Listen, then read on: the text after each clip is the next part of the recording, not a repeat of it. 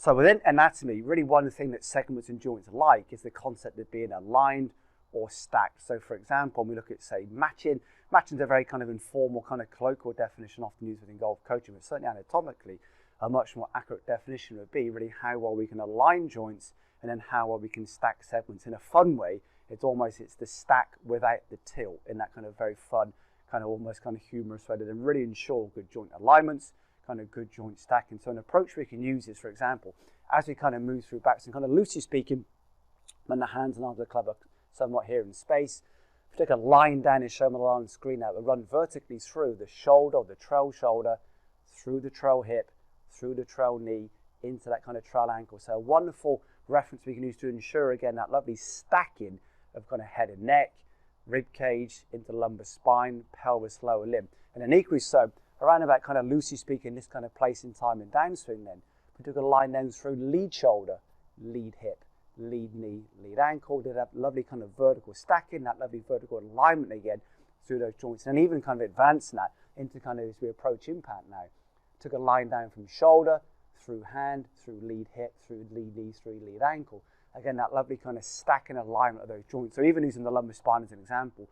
what we know is the lumbar spine, those kind of 5 main vertebrae, L1 through to L5, love being stacked almost vertically on top. What they don't like is kind of lateral bend or being forced into rotation, which we know simply isn't really available through that lumbar spine. So again, to really ensure good stacking, good alignment of joints, again, in that very fun way, it's a stack without the tilt. As we kind of get to kind of this place in time here, through backswing, to really ensure the head and neck, rib cage, lumbar spine, lower limb are really stacked and aligned, take a line down through that trail shoulder, through the trail hip,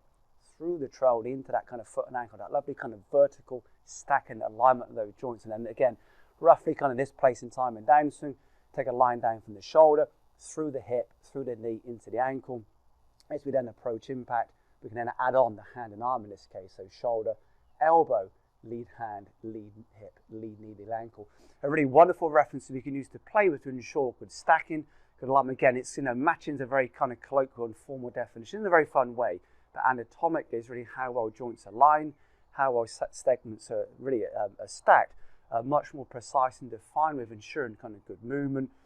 very, ensuring then kind of in how well we produce force, apply force, and vitally, which is often the missing part within that kind of force discussion, really how well you absorb force, how well those joints and segments can absorb those forces then both being produced and also being exposed to. So using these references, for example, that vertical stacking through trail shoulder, trail hip, knee, ankle through backs, and then vice versa, and that kind of almost that half phase movement downswing, shoulder, hip, knee, and ankle. And again, as you then start to approach into impact, adding in the hand and the elbow then can be a wonderful way of kind of really establishing good alignment and good stacking of those segments and joints through those various phases in swing.